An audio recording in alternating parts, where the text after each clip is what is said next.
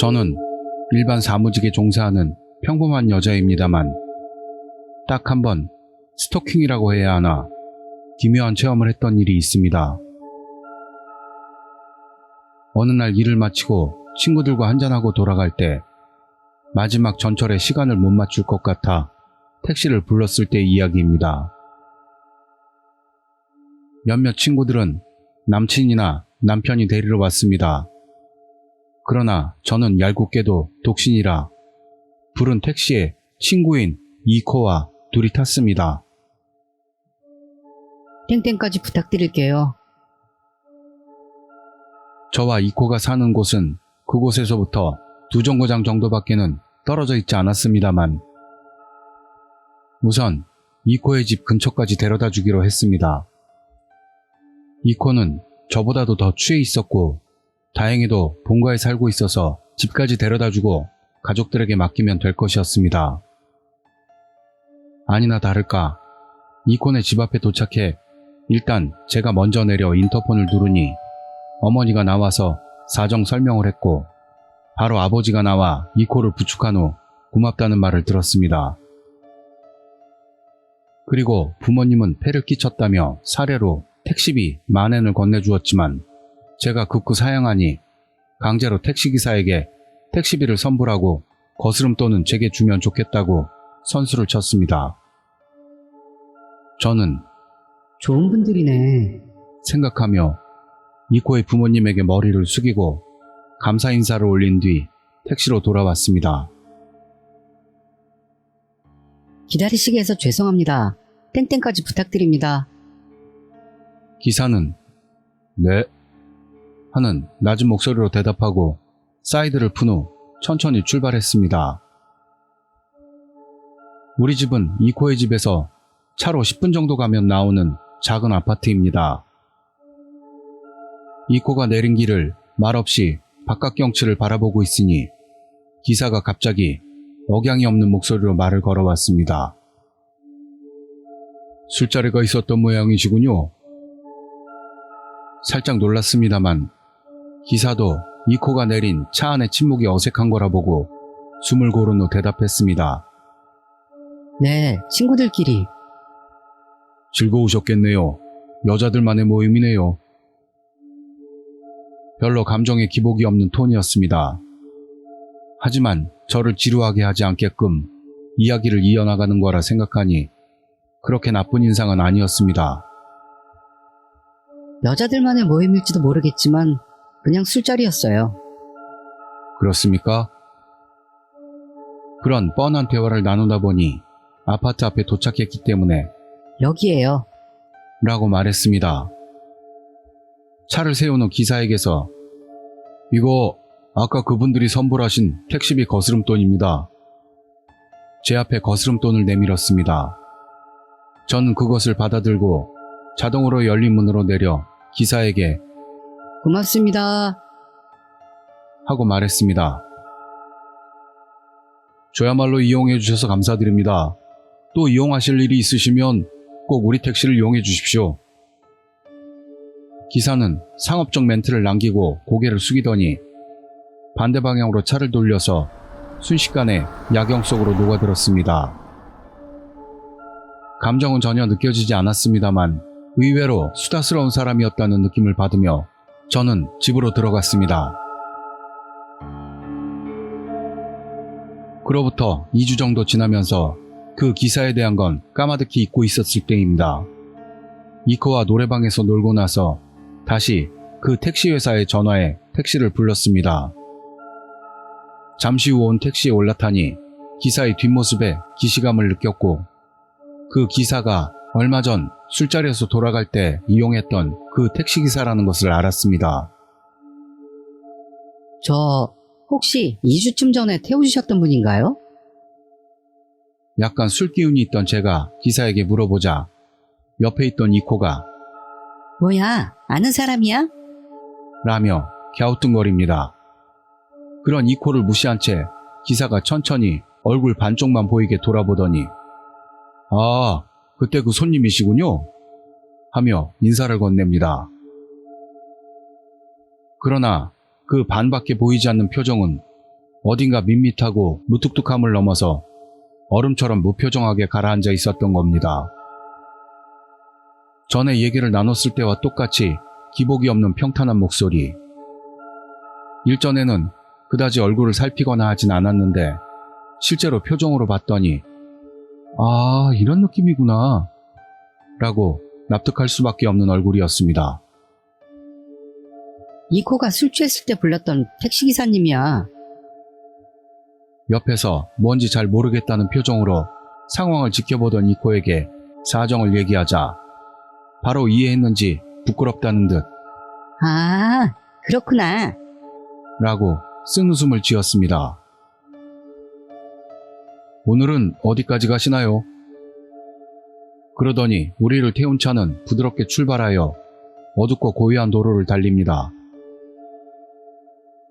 그건 그렇고 우연이네요. 그렇군요. 저도 10년을 일했지만 이런 경우는 처음입니다. 저는 될 때마다 기사에게 말을 시켜보았고 당연하게도 기사는 거기에 답을 해주었습니다. 근속 10년. 문득 앞좌석 뒤에 붙은 자기소개표 같은데 시선을 향하니 이름과 취미가 적혀 있었고 그 안에 땡땡 36세 라고 플레임이 실려 있었습니다.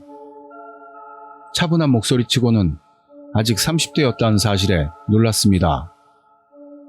하지만 그 사진을 보고 조금 숨을 삼켰습니다. 차별적인 발언이 될 수도 있지만 한쪽 눈이 조금 망가진 듯한 느낌으로 생기 없는 표정을 띠고 있었던 것입니다. 제가 살짝 긴장감을 느끼는데 이코가 귓속말을 해왔습니다. 좀 섬뜩하다. 기사에게 들릴까봐 저는 흘기 바라봤습니다만 평소처럼 핸들을 쥐고 있는 모습을 보고 들리지 않았구나 생각해 안심했습니다. 그리고 이코와 떠드는 중 이코의 집에 도착해서 차에서 내리는 것을 배웅해 주었습니다. 저와 기사 둘만이 남게 되자 기사는 즉시 차를 출발시키는 바람에 조금 당황스러웠습니다. 아, 그럼 땡땡까지 부탁드릴게요. 아직 행선지를 말하지도 않았는데 이상하다고 생각되면서도 저는 목적지를 말했습니다. 기사는 네 하고 담담한 업무적인 말투로 말했습니다만 저에게는 그 뒷모습이 위화감을 지울 수 없었습니다. 야경이 눈부신 교량에 돌입하자 기사가 침묵을 깹니다. 사진 보셨죠? 순간 에? 하고 엉뚱한 소리가 나왔습니다만 기사는 상관없다는 듯 계속합니다. 저는 태어날 때부터 한쪽 눈이 이상해서 놀림을 많이 받았거든요. 여전히 기사의 목소리에는 감정 기복이 없었지만 뭔가 감정이 끓어오르는 것을 등 너머로 느꼈습니다. 기분 나쁘죠? 아, 아니에요. 그런 건. 그런 류의 대화에는 약한 저는 뭐가 최선의 대답인지를 모른 채 적당히 부정을 했습니다만 기사는 침묵을 이어간 뒤 죄송합니다 라고 말을 마쳤습니다. 그리고 그날은 우리 집에 도착할 때까지 한마디도 하는 일 없이 대화도 택시비를 지불할 때 주고받는 것 뿐이었습니다. 그때 요금을 건네줄 때 제 손과 기사의 손이 닿았습니다만 기사는 한동안 제 손에 닿은 채로 굳어서 죄송합니다 는 사조의 말을 하면서 깊숙이 눌러쓴 모자 너머로 저를 물끄러미 올려다보는 것입니다. 저기요. 아, 아닙니다. 그럼 또 이용 부탁드리겠습니다. 감사합니다. 어째서 기사가 저를 뚫어지게 쳐다보았는지 그때는 아직 알 수 없었지만 다만 당시에 저는 이상한 사람이네. 라는 단순한 생각밖에는 가지고 있지 않았습니다. 나중에 그 일을 이코에게 말했더니 에? 그거 좀 위험한데? 너 노리고 있는 거 아니야? 라는 말을 들어서 그럴 리가 없다고 단호히 부정했습니다. 저는 지금까지 인생에서 고백을 받은 적도 없었고 처음 남친이 생겼을 때는 제가 용기를 내서 고백을 했던 터라 그 남친과 3개월도 되지 않아 헤어졌습니다. 한마디로 말하자면 저는 예쁜 쪽은 아닙니다. 그렇다고 그렇게 못생기진 않았다고 생각하고 싶은데 아마도 이런 평범한 외모가 남자 쪽에서 본다면 될지도 모르겠다는 생각을 주었을지도 모를 일입니다.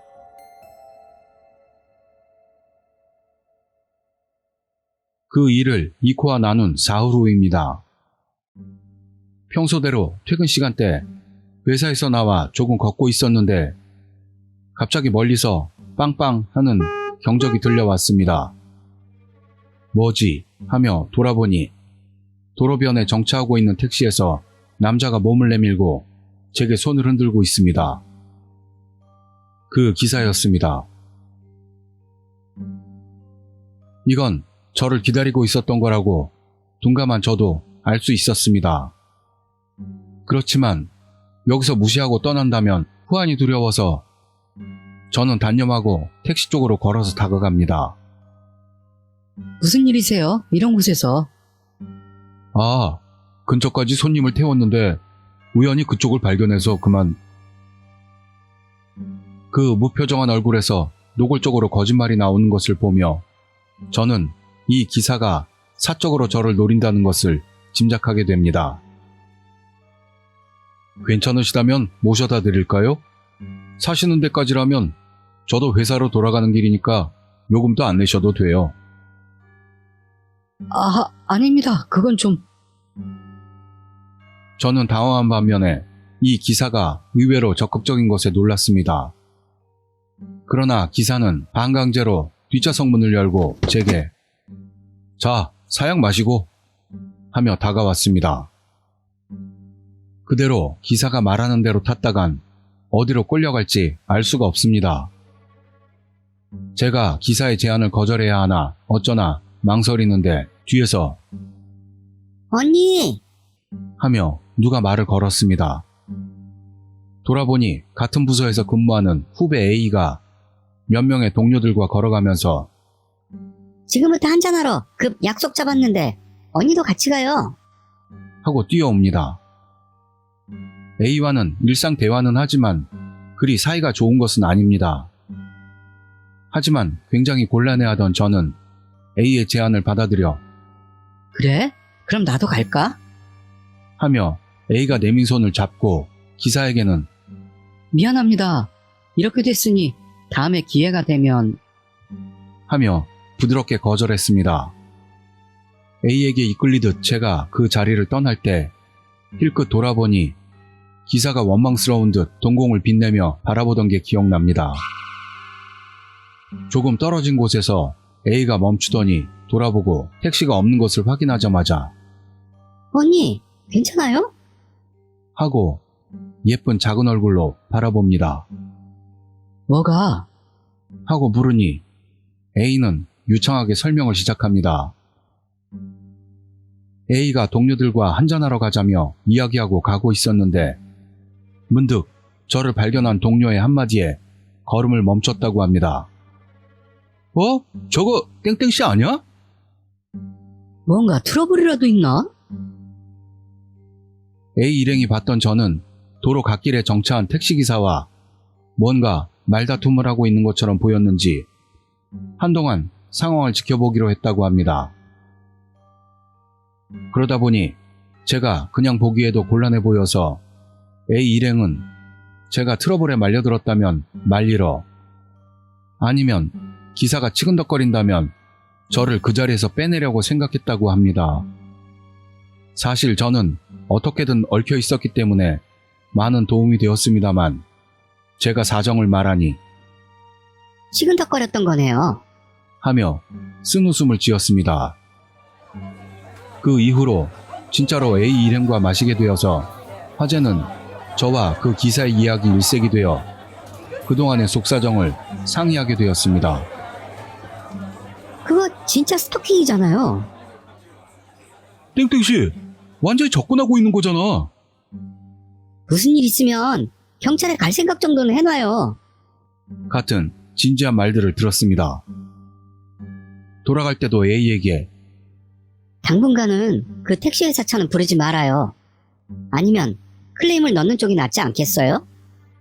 라는 말을 들었지만 보복 같은 게 두려웠던 나약한 저는 생각해 볼게. 라며 얼버무렸습니다. 그로부터 일주일 정도 지났을 때 다시 그 택시기사가 제 앞에 나타났습니다. 이번에는 A도 포함한 부서의 술자리가 끝나고 상사가 친절하게 택시를 불러주었는데 그 택시회사가 바로 그 회사였고 그 기사가 온 것입니다. 언니, 저거 그때 그 사람 아니에요? 바로 택시를 발견한 A가 제 소매를 끌어당기며 귓속말로 가르쳐 주었습니다. 저는 기사의 옆얼굴을 확인하고 진심으로 짜증나는 듯 아, 그러네? 라고 중얼거렸지만 그 타이밍에 기사가 제 쪽을 향하는 바람에 어정쩡한 미소로 고개를 숙입니다. 택시 탈 사람 나와! 우리 부서 사람 중 택시를 이용하는 사람은 저를 포함해서 3명밖에 없고 나머지는 전철이었습니다. 3명이라면 같이 타도 된다는 이유로 상사는 기다리게 만들 거야? 라며 제 등을 쿡쿡 찔렀습니다. 그러던 중 기사와 시선이 마주쳤고 아무리 봐도 그 생기 없는 눈이 익숙해지질 않아 갑자기 하고 몸이 앞으로 구부러집니다. 순간 상사가 왜 그래? 하며 걱정스럽게 같이 몸을 굽히는데 그런 상사를 밀치고 A가 제 옆으로 달려와선 아, 언니가 너무 마셔서 안 좋은가 봐요. 저희 집에서 재울게요. 가까우니까. 하며 구조의 손길을 내밉니다. 그리고 작은 목소리로 언니, 일단 아픈 척하고 여길 벗어나자고요. 말해와 저는 선배인데도 불구하고 하고 떨리는 듯 끄덕이며 입가에 손을 대고 몸이 안 좋다는 연기를 했고 A에게 이끌려 사람의 왕래에 방해가 되지 않도록 가게 벽 쪽으로 이동하게 되었습니다. 택시는 저를 뺀 나머지 둘을 태우고 출발했고 상사도 그럼 A 땡땡씨 부탁할까? 아니면 내가 집까지 업어가? 상사는 우리들이 여자들이라 성희롱으로 고소당하는 걸 경계하는지 어떻게 해야 할지 몰라 서성거리다가 A가 괜찮으니까 저한테 맡기세요. 집에 도착하면 바로 연락드릴게요. 하며 상사를 끽소리도 못하게 했습니다. 그런 상사를 보내고 우리 둘만 되자 A는 그 기사 계속 우리를 보고 있었어요. 뭐 언니만 봤지만 하는 무서운 말을 했습니다. 도대체 제가 그 기사에게 무슨 짓을 했던가? 아니면 정말 나를 노리고 있는 건가? 생각하는 것만으로도 머리가 아파와서 정말로 몸이 안 좋아졌습니다. 역시 그놈 회사에 제대로 클레임을 넣는 게 낫지 않겠어요? 아니, 그래도 보복이 제일 무서워서. 하지만 어차피 벌써 언니네 집도 알잖아요. 이사 가는 쪽이 좋을 것 같아요. 클레임 넣고 경찰에 상담하는 것도 잊지 말고요. 아무것도 안 하는 게 제일 위험하대요. A는 그다지 결심이 서지 않는 나에게 이것저것 조언을 해주었습니다. 분명 A의 말대로 집을 알고 있는 시점이라 제 쪽에서 움직이지 않으면 어떻게 될지 모를 일입니다. 이사를 바로 앞에 두고 그 기사의 회사에 클레임을 넣는 게 현실적인 건 알고 있습니다만 아무래도 보복이 무서워서 결단을 내릴 수가 없습니다. 새 집이 나올 때까지 우리 집에 있어도 되니까 우선 클레임을 넣고 경찰에 상담하는 게 무조건이에요. 그래서 저는 A의 강압에 못 이겨 언젠가는 클레임을 넣기로 했습니다. 언젠가는 이란 이사할 곳이 확보될 때까지입니다. 다음 날부터 저는 집을 찾기 시작했고 잠깐 쉴 때나 휴일에는 부동산을 찾아다녔습니다. 그러나 그동안에도 역시나 그 기사와는 질릴 만큼 우연을 가장해서 자주 마주쳤습니다만 제게는 친구와 후배가 있었기 때문에 항상 잘 회피할 수 있었습니다. 퇴근 후 택시를 이용할 때에는 A가 항상 옆에 있어 주었고 이코가 시간이 날 때는 항상 같이 돌아가 주었습니다. 그런 엄중경계 덕분인지 그 이상 택시기사와 마주치는 일은 없이 저도 마음이 해이해지고 있었습니다. 어쩌면 이사하지 않아도 괜찮겠지 하는 자만심마저 들었습니다. 그러나 어느 날 밤 저는 자기가 처한 상황을 뼈저리게 깨닫습니다. 그날 밤 불을 끄고 자려고 침실에 들어갔을 때 갑자기 경적 소리가 들려왔습니다. 짧게 빵 하는 단발이었습니다만 이불 속에 들어가려던 저는 그대로 커튼 틈으로 밖을 내려다보았습니다. 그러자 길 위에 낯익은 택시가 서 있는 것을 보고 바로 그 택시가 그 기사의 것이라는 것을 깨닫고 바로 몸을 숙였습니다. 어째서 그 택시가 아파트 앞에 서 있는지 바로 이해하지 못하고 당황했습니다. 우연히 다른 주민이 그 택시를 이용해 방금 귀가했나 싶기도 했지만 아까의 단발의 경적으로만 봐도 아무도 내리거나 타지는 않은 것 같았고 복도 쪽에서는 발소리도 현관문을 여는 소리도 들려오지 않았습니다. 그 기사는 분명 저에게 용무가 있어 그곳에 차를 세우고 있는 것이라고 생각했습니다. 다음날 아침 저는 침대에 올라가지 않고 이불을 말고 있는 채로 기상했습니다. 지난밤은 무서워서 침대 옆에서 이불을 쓰고 있었더니 어느새 자고 있었던 것 같습니다.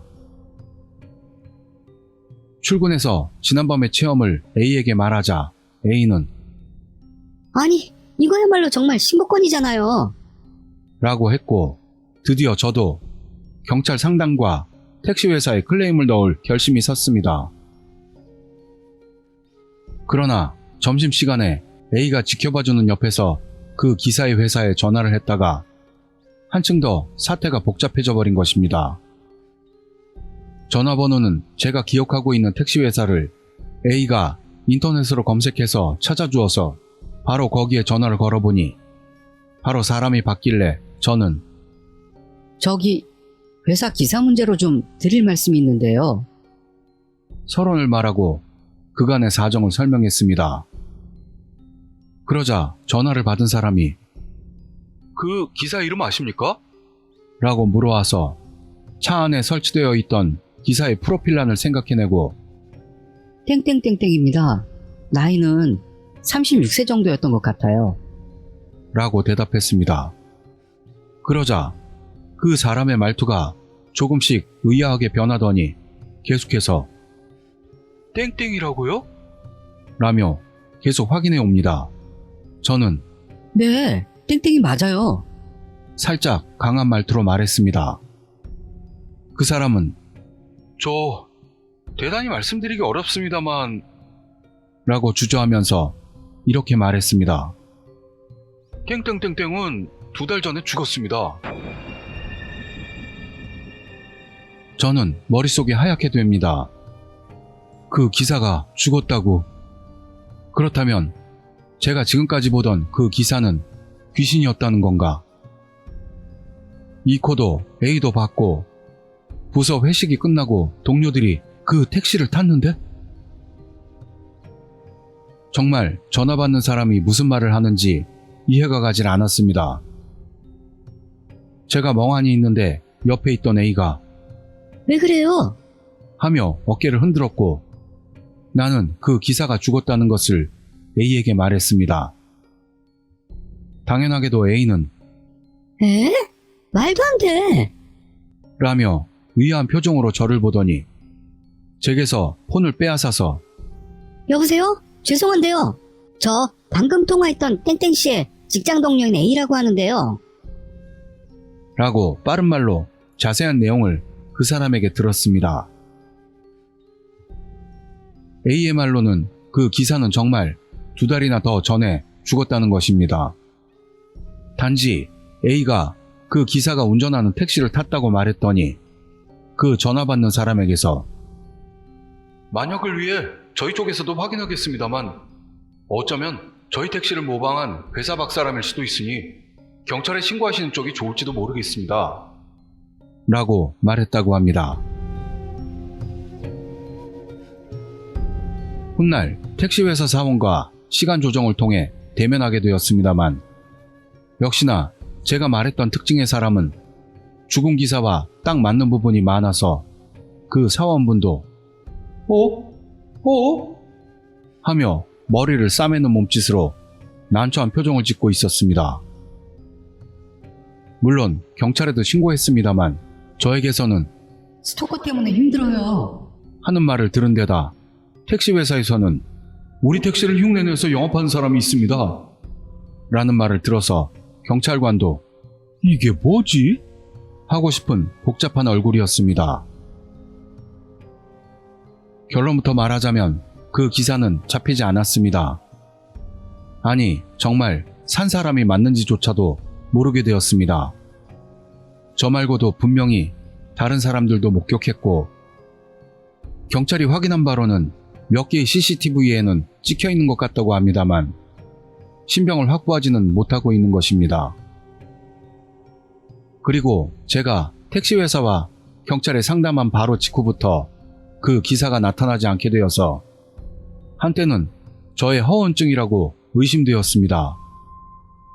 그러나 이코와 A의 증언과 제가 기사에게 끌려갈 뻔한 광경을 목격한 우리 부서의 동료들의 증언, 게다가 그 광경이 CCTV에 담겨 있었기 때문에 그런 행위를 하는 기사가 존재하는 건 증명할 수 있었습니다. 그래도 잡히지 않았다는 것은 역시나 그 기사가 귀신이었다는 건 아니었을까요? 단지 이코가 일전에 술김에 말했는데 죽은 기사 이름으로 자기를 속이고 나쁜 짓을 하는 변태일 수도 있어. 그 말을 들은 뒤로는 그게 더 무서워서 저는 떨고 있습니다. 왜냐하면 그 사람이 살아있다는 것은 아직 저는 그 기사에게 표적이 되고 있을 수도 있으니까요.